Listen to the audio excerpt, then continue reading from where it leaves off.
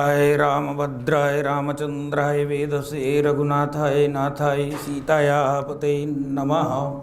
आपदाम् अपहरतारं दातारं सर्वसंपदां लोकाभिरामं श्रीरामं भूयो भूयो नमाम्यहम्। भगवान श्री राम की जय, भगवान श्री रामानंदाचार्य जी की जय, उपस्थित साधु समाज की जय। आज का ये राष्ट्रीय कार्यक्रम भगवान श्री रामानंदाचार्य जी के 722वें प्राकट्योत्सव पर मनाया जा रहा है, जो अत्यंत हर्ष का विषय है। भगवान श्री रामानंदाचार्य जी एक अद्भुत विभूति थे। सनातन धर्म में भगवान श्री कृष्ण, जिनको 16 कला अवतार माना जाता है, उन्होंने भगवद गीता में एक मानदंड जो दिया है, यद यद विभूति मत सत्वम तत्त दुर्जित में हुआ, यानी जो विभूतियाँ हैं वो ब्रह्म से अवतरित होती है और ब्रह्म में ही लीन हो जाती है। तो ऐसी अद्भुत विभूतियाँ या अवतार जिन्होंने इस भारत भूमि को पवित्र किया है, उनमें भगवान रामानंदाचार्य जी महाराज जो है स्मरण किए जाते हैं। और इन्होंने जिस रास्ते को अपनाया, वो रास्ता उस समय और स्थिति के अनुसार इतना प्रशस्त था कि उसका प्रभाव आज भी है और 2 शताब्दियों तक तो इतना अधिक रहा कि उसके कारण भारत का जन जन जो है वो इस बात के लिए तैयार हो गया कि समाज को एक सूत्र में होना ही चाहिए, अन्यथा हमारा किसी भी भांति कल्याण नहीं हो सकता।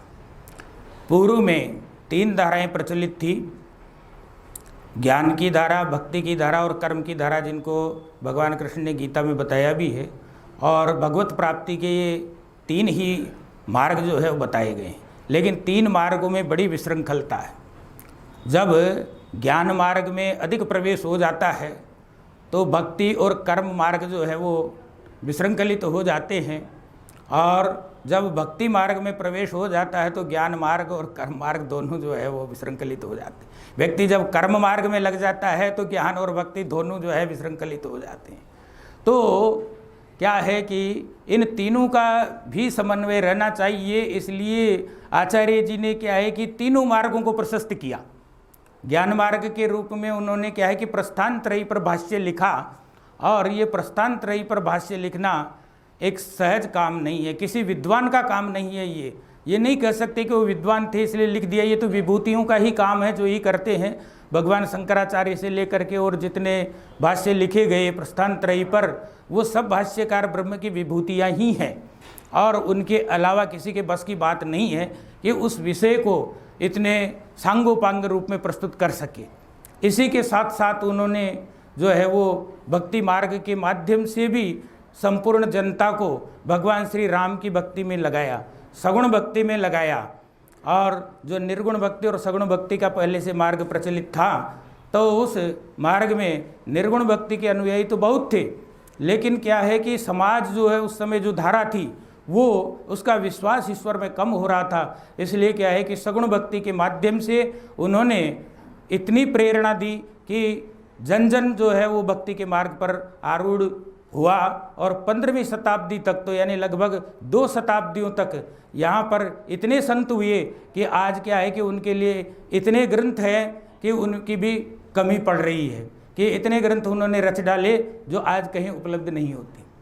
और इसी प्रकार कर्म मार्ग में भी उन्होंने प्रेरणा दी।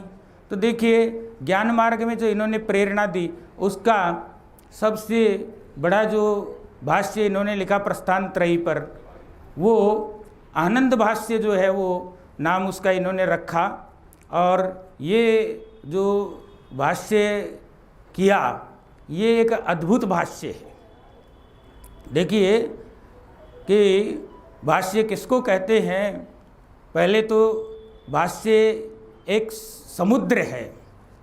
जिस प्रकार से क्या है कि भूमि को समुद्र ने अपने चारों ओर से क्या है कि आवृत कर रखा है, तो वैसे ही भाष्य एक ऐसी चीज़ है जो हमारे चित्त की जो भूमि, चित्त का जो आधार है, उस आधार को चारों ओर से जब आवृत कर लेता है तो फिर क्या है कि व्यक्ति उस ज्ञान मार्ग से कभी बाहर जाने का प्रयास नहीं करता। तो इसलिए क्या है कि वो जो भाष्य है उसको पढ़ने के बाद में फिर उस व्यक्ति के पास कोई शंका ही शेष नहीं रह जाती। इसलिए भाष्य जो है बड़ा महत्वपूर्ण जो है भाष्य का लेखन होता है। और वो जो भाष्य लिखा गया उसका आनंद भाष्य भी तद्गुण सारबद्ध जो है नाम उसका रखा गया। और आनंद भाष्य उपनिषदों में जो कहा गया है कि आनंदो ब्रह्मेति वेदानात् आनंदाति मानि खलानि भूतानि जायन्ति, तो ये जो आनंद जो है ब्रह्म का ही पर्याय है और इस पर्याय के आधार पर उन्होंने नाम रखा आनंद भाष्य। और उस भाष्य में भी क्या है कि जो भाष्य की जो पांचों विशेषताएं हैं वो उसमें विद्यमान है। तात्पर्य मूलकत्व, ये उसमें क्या है कि सबसे प्रथम चीज है कि तात्पर्य क्या, हमारी तत्परता किसके प्रति होनी चाहिए। तो मूल रूप में क्या है कि हमारी जो तत्परता है जो ब्रह्म के प्रति होनी चाहिए।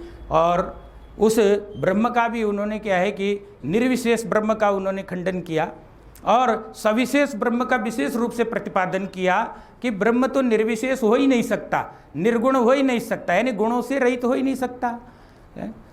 आचार्य जी ने ये समझाया उसमें कि भाई प्रकृति के गुण नहीं है ब्रह्म में, लेकिन अपने गुण तो है और अपने गुणों के कारण ही वो विशिष्ट है।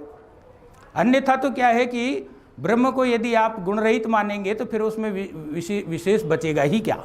तो इसलिए क्या है कि उन्होंने सविशेष ब्रह्म का प्रतिपादन किया। और सविशेष ब्रह्म के रूप में क्या है कि आपने भगवान श्री राम को जो है उस ब्रह्म के रूप में स्वीकार किया जो ब्रह्म निर्विशेष और सविशेष के रूप में जो है जाना जाता था।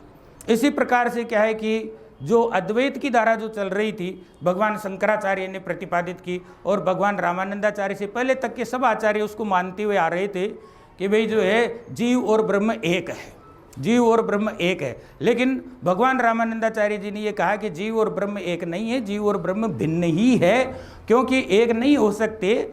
ब्रह्म में जितना वैशिष्ट्य है उतना वैशिष्ट्य जीव में नहीं है। दूसरी बात क्या है कि आप अंशांशी रूप में भी देखें तो अंशांशी रूप के अंदर भी क्या है कि भिन्नता है। तो भगवान रामानंदाचार्य जी ने दोनों को अलग प्रतिपादित किया, लेकिन फिर भी क्या है कि अद्वैत कैसे सिद्ध किया। तो देखिए अद्वैत की एक उन्होंने बहुत बड़ी कि उन्होंने ब्रह्म का ब्रह्म में ही अद्वैत सिद्ध किया है। उन्होंने कहा कि जो कार्य ब्रह्म है और जो कारण ब्रह्म है, तो कारण ब्रह्म उन्होंने माना कि ये जो है सूक्ष्म चिद विशिष्ट ब्रह्म जो है वो कारण ब्रह्म है और स्थूल चिद विशिष्ट है वो कार्य ब्रह्म है। और दोनों ब्रह्म एक ही है, यानी सगुण ब्रह्म और निर्गुण ब्रह्म एक ही है, उनमें कोई निर्गुण सगुण में कोई भेद नहीं है। और इस निर्गुण सगुण के जो भेद माना जा रहा था उसके लिए उन्होंने भगवान श्री राम को क्या है कि उसमें उभय लिंगत्व का प्रतिपादन भी उन्होंने किया कि भाई जो है शक्तिमान है तो शक्ति तो उसमें ही समाहित है, शक्ति के बिना तो शक्तिमान हो ही नहीं सकता। तो इसलिए क्या है कि शक्ति पृथक कहाँ से है, शक्ति तो शक्तिमान से पृथक है ही नहीं। तो इसलिए क्या है कि निर्गुण और सगुण का द्वैत भी नहीं बन सकता। तो इस कारण से क्या है कि भगवान रामानंदाचार्य जी ने जो आनंद भाष्य का जो मार्ग प्रशस्त किया वो हमारे लिए क्या है कि बहुत अध्ययन करने योग्य है। इसी प्रकार से क्या है कि उन्होंने जो प्रस्थान त्रयी पर जो है भगवद गीता पर भी जो भाष्य लिखे और 10 उपनिषदों पर जो भाष्य लिखे वो सभी उपलब्ध है और सबको पढ़ना चाहिए। उनमें इस प्रकार के जो तथ्य हैं, जो ज्ञानपरक तथ्य है, वो हमारे को क्या है कि एक दिशा प्रदान कर सकते हैं, चाहे हम अपने कर्म मार्ग में लगे हों, चाहे हम अपने भक्ति मार्ग में लगे हों, लेकिन क्या है कि वो हमारे लिए अच्छे मार्गदर्शन का कार्य करते हैं। अतः मैं यही कहना चाहूँगा कि भगवान श्री रामानंदाचार्य जी की जो ज्ञान धारा है, जो भक्ति धारा है, जो कर्म धारा है, उसको हमें सदैव प्रवर्तित रखना चाहिए और उसके आधार पर अधिकाधिक जन कल्याण का मार्ग अपनाना चाहिए, क्योंकि यही वैष्णव धर्म का लक्ष्य है। वैष्णव जन तो तेने कहिए जे पीर पराई जाने रहे। तो इसलिए क्या है कि हमको दूसरों के दुखों को देखना चाहिए और उनके निवारण के लिए भगवान श्री के द्वारा बताए गए जो मार्ग है उसको अपना करके और उसमें अपना सहयोग करना चाहिए। श्री रामानंदाचार्य जी भगवान की जय। धन्यवाद।